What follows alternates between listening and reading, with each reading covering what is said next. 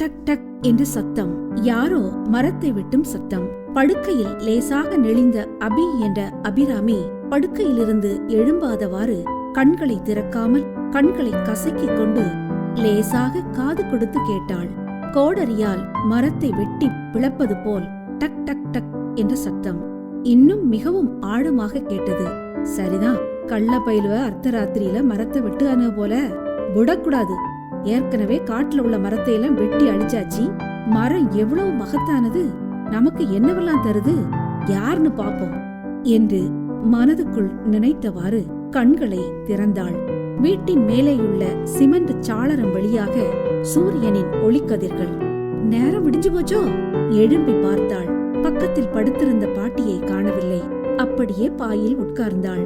தன் நீண்ட கூந்தலை முதுகுக்கு பின்புறமாக கையை கொண்டு போய் பிடித்து சுற்றி கொண்டை போட்டுக் கொண்டாள். பாயை சுருட்டி இதற்காகவே கட்டி தொங்க விட்டிருந்த கயிற்று வளையத்துக்குள் சொருகிவிட்டாள். மரத்தை வெட்டும் சத்தம் குறையவில்லை. ஓ, நம்ம வீட்டுக்கு மேல விளையிருந்த மரத்தை வெட்டத்தான் ஆட்கள் வந்திருக்காங்களோ? கடவுளே, நல்லா இருக்கட்டும் என சந்தோஷத்தோடு வெளியே வந்தாள். அந்த பெரிய பட்டுப்போன மரத்தின் மூட்டில் யாரையும் காணவில்லை. ச்சே, அதுதானே பார்த்தேன். அது எப்படி இவ்ளோ சீக்கிரம் வருவானுவ? எத்தனை தடவை அந்த மரத்தை வெட்டி மாத்த மனு கொடுத்தாச்சு. கலெக்டருக்கும் மனு போட்டாச்சு. வந்து பார்த்தவங்க எல்லாம் சரி முடிச்சிடலாம், என்ன புறம்போக்கு மரம் இல்ல, கொஞ்சம் நாள் ஆகும் அப்படின்னு வில்லேஜ் ஆபீசரு ஆரை எல்லாரும் வந்து அளந்து பார்த்துட்டு, பாட்டி மரம் விழுந்தா உங்க வீட்டு மேலதானே விழும் இல்லையா என்பார்கள். பாட்டியும் ஓம் பிள்ளை, அதான் பயம். ஒரு குமரி பிள்ளை இருக்கா, மேல விழுந்தா என்ன ஆகும், அதுதான் பேடி. பாத்துக்கிடுங்க சார், நீங்க நினைச்சா எல்லாம் நடக்கும். நான் கட்டையில போறவதான், ஆனா இந்த குமரி பிள்ளைய ஒருத்தனுக்கு கையில பிடிச்சு கொடுக்கணும் இல்லையா என்பாள். சரி பாட்டி, நாங்க வாரோம், சீக்கிரம் வெட்டிடலாம் என்பார்கள். ஆனால் வருடம் ஒன்றாகிவிட்டது. இன்றும் பாட்டியின் கனவு நினைவேறவில்லை. அப்படியே வீட்டை திரும்பி பார்த்தாள் அபி. வீட்டின் முன்வாசல் பக்கத்தில் ஒட்டப்பட்ட டைல்ஸில் சிரித்துக் கொண்டிருக்கும் முன்னாள் முதல்வர் அம்மாவை பார்த்து சொன்னாள், அரசாங்கம் கட்டி தந்த வீடு, அரசு மரம் விழுந்து இடிய போகுது, நாங்க 2 பேரும் சாவோம், அப்போ உங்க படமும் சுக்கு நீரா உடையும் இல்லையா, உடையட்டும் உடையட்டும் என சொன்னாள். அப்போதும் அம்மாவின் முகத்தில் சிரிப்பு குறையவில்லை. இப்போதும் மரம் வெட்டும் சத்தம் கேட்டது. பட்ட மரத்தின் மேலே ஒரு மரம் கொத்தி தன் கூர்மையான அலகால் ஓங்கி கொத்தி கொண்டிருந்தது. அது ஒரு விறகு வெட்டுக்காரன் கோடரியால் வெட்டுவது போல இருந்தது. இந்த இளவு மரங்கொத்தி என்னத்துக்கு தான் டங்கு டங்குன்னு தனக்கு ஜீவனை கொடுத்து கொத்திட்டு இருக்கோ? ஏற்கனவே அந்த மரத்தை ஓட்ட போட்டாச்சு. மேல போட்ட ஓட்டைய வேர்க கிட்ட போட்டிருந்தா இந்நேரம் மரம் முறிஞ்சு விழுந்து நாங்க ஒரே அடியா போயிருப்போம். இளவு சனியன பாருடா, ஒருத்தி இப்படி கிடந்து கத்துகே, அது தெரியாம அதுக்கு பாட்டுக்கு கொத்துறத நிறுத்துதா பாரு என பாட்டி புலம்பி தள்ளினாள். அபி சிரித்து கொண்டே, பாட்டி அது புழு பூச்சிகளை பிடிச்சு தின்ன மரத்தை ஓட்ட போடுது, எப்படியும் கொத்தி தொலைக்கட்டும், ஒரு நாள் நம்ம தலையில விழுகிறது வரை இது கொத்தும் என சொல்லிக் கொண்டு சந்தைக்கு பாக்கு வெத்தலை விற்க கடவுப்பட்டியை எடுத்து தலையில் வைத்துக் கொண்டு கிளம்பிவிட்டாள் பாட்டி. அபியின் தாயும் தந்தையும் ஒரு இருசக்கர வாகனத்தில் சென்று கொண்டிருந்த போது ரோட்டின் நடுப்பகுதியில் இருந்த மின் கம்பத்தில் மோதி இருவரும் இறந்துவிட, தள்ளாத வயதில் பாக்கு வெத்திலை சுமக்கும் பாரத்தோடு அபிராமியையும் சுமக்கும் பாரமும் தலையில் விழுந்தது பாட்டிக்கு. எப்படியோ அந்த ஏரியா கவுன்சிலரின் தயவால் முதலமைச்சர் நிதியில் வீடும் கட்டப்பட்டது. அதிலும் கிழவிக்கு 1.5 லட்சம் ரூபாய் கடன். இவர்களின் வீடு வேளிமலை காட்டை ஒட்டி இருந்தது.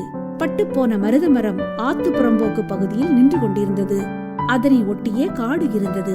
அதனால் அரசு அதிகாரிகள் எங்களுக்கு இல்லை, வனத்துறைக்கு வரும் என்பார்கள். அவர்களோ எங்களுக்கு இல்லை என்று மாறி மாறி கிழவியையும் பேத்தியையும் சாகாமல் பார்க்க எந்த முயற்சியும் செய்யாமல் இருந்தனர். கடவுள்தான் கவுன்சிலர் உருவத்தில் இந்த மரம் நிற்கும் இடம் ஆற்று புறம்போக்கு இடம், புறம்போக்கு பொதுப்பணிகளுக்கு என உறுதிப்படுத்தினார். அதன் பிறகும் பல அரசு அலுவலர்கள் வந்து பார்த்தனர். விடிவு காலத்திற்காக ஒரு வழியை மாணிக்க மாமா அபியிடம் சொன்னார். இனி மரம் செக் பண்ண வரும் அதிகாரிகிட்ட ஒரு 200 ரூபாய் கொடுத்துரு என்றார். அவளும் சரி என்று 200 ரூபாயை பாட்டியிடம் இருந்து வாங்கி தன் புத்தகத்தின் இடையில் சொருகி வைத்து இனி வரும் அதிகாரிக்கு கொடுக்க காத்திருந்தாள். அந்த நேரத்தில் தன் கடமையை தொடர்ந்து செய்து 3-4 ஓட்டைகளை போட்டுவிட்டது மரங்கொத்தி. பட்ட மரத்தின் நடுப்பகுதியில் உள்ள பொந்துக்குள் 2 அணில்கள் குடி வந்து விட்டன. அவைகளின் ஓட்டமும் அழகான புஸ் புஸ் என்று வளர்ந்திருந்த பாலை ஆட்டிக்கொண்டே பொந்துக்குள் செல்வதை அபி ரசிப்பாள்.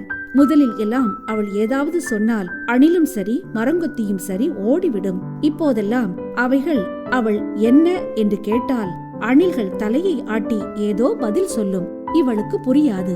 ஆனால் மரங்கொத்தியை பார்த்து, ஏண்டா காலங்காத்தாலே வந்து கொத்துற என கேட்டால் கொத்துவதை நிறுத்தி கோடாலி போன்ற தலையை திருப்பி உன் சோழியை பாரு என முறைத்து பார்த்துவிட்டு கொத்த ஆரம்பிக்கும். ஒரு நாள் அணிலை பார்த்து, என்ன சாப்பிட்டியா என கேட்டாள். அதுவும் தலையை ஆட்டிவிட்டு தன் முன்னங்கைகளை தலையில் வைத்து ஏதோ சொன்னது அபிக்கு புரியவில்லை.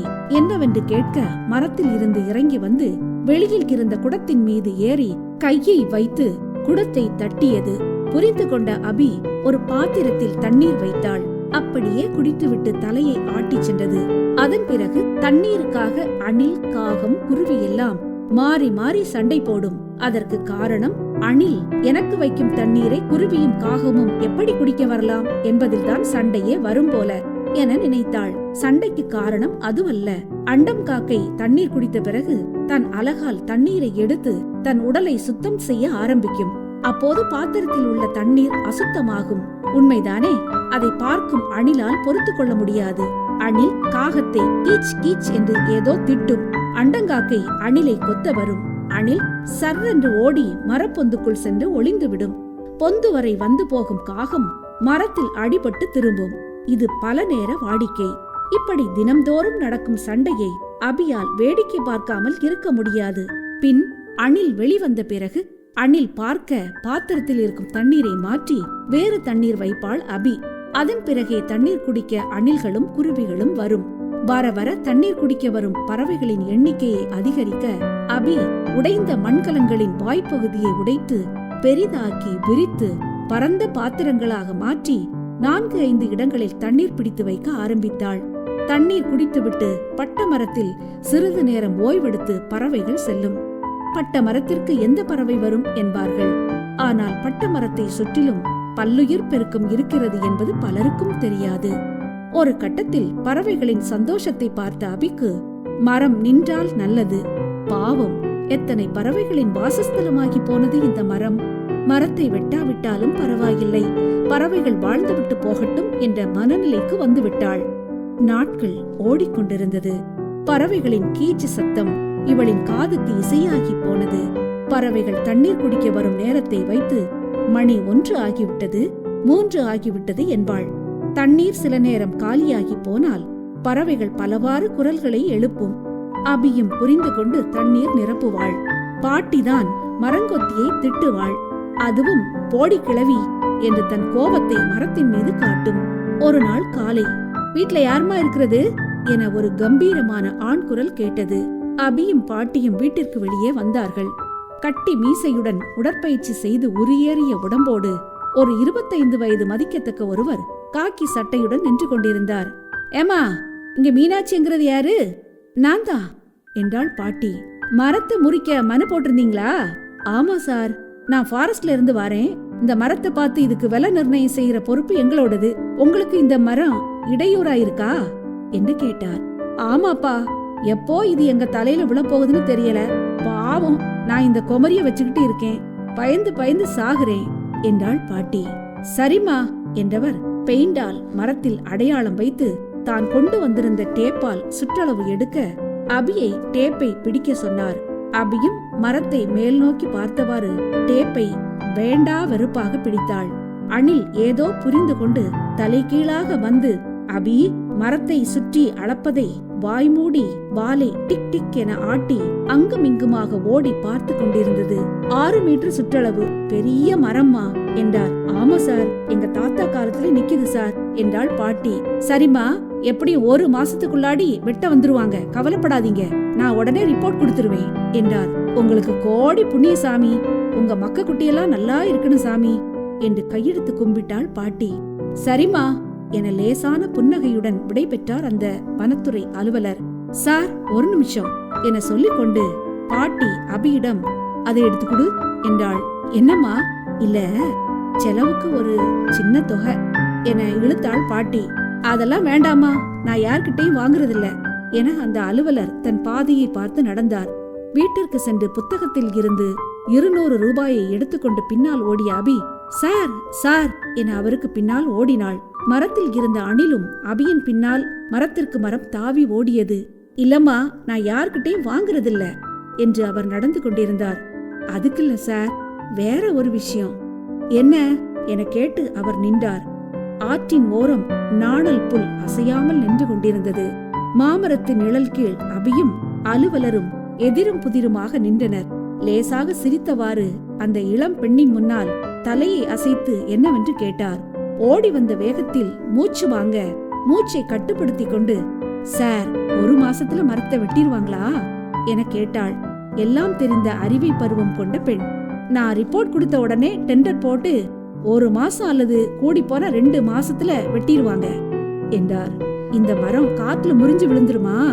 அப்படியெல்லாம் உடனே காத்துல விழ வாய்ப்பு இல்ல. அதுலயும் இது மருத மரம், அப்படி லேசுல விழாது. பட்டாலும் 2 தலைமுறைக்கு நிக்கும் என்றார். அப்படின்னா இந்த மரம் நிக்கட்டும், வெட்ட வேண்டாம். நீங்க ரிப்போர்ட் கொடுக்காதீங்க. உனக்கு என்ன பைத்தியமா? பின்ன ஏன் மரம் ஆபத்தா நிக்குது, வெட்டணும்னு மனு கொடுத்தீங்க என கோபத்துடன் கேட்டார். இல்ல சார், முதல்ல மரத்தை வெட்டணும்னு தான் நினைச்சேன். ஆனா இப்ப அந்த மரத்தை நம்பி பல பறவைகள், அணில்கள் கூடு கட்டி வாழுது சார். மரம் போயிட்டா அதோட கூடுகள் போயிரும், குஞ்சுகள் எல்லாம் செத்து போயிரும் சார். பாவம் பறவைகள் என பரிதாப குரலோடு சொன்னாள் அபி. அப்படியே அவளை ஏற இறங்க பார்த்தார்.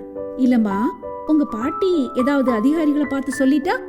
வராது சார், நான் கூட்டி வந்தா தான் வரும். பாட்டிக்கிட்ட மரத்தை வெட்ட மாட்டோம்னு சொல்ல வேண்டாம். நானும் வெட்ட வருவாங்கன்னு சமாளிக்கிறேன் சார் என்று கெஞ்சினாள்.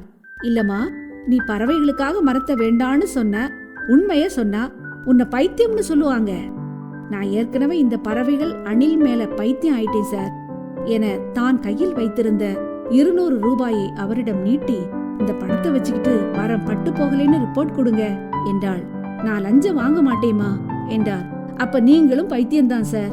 எப்படி இந்த உலகம் லஞ்சம் வாங்காதவங்களையும் நேர்மையானவங்களையும் பைத்தியக்காரன்னு சொல்லும் சார் என்றாள். அப்போது அவர்களின் தலைக்கு மேலே கீச்சு கீச்சு என சத்தம் கேட்டது. மாமரத்தின் மேலே இருவரும் பார்த்தனர். அணில் முன்னங்கைகளை கொண்டு முகத்தை தேய்த்தவாறு ஆம் ஆம் என தலையை அசைத்து கீச்சு கீச்சு என சத்தம் போட்டது.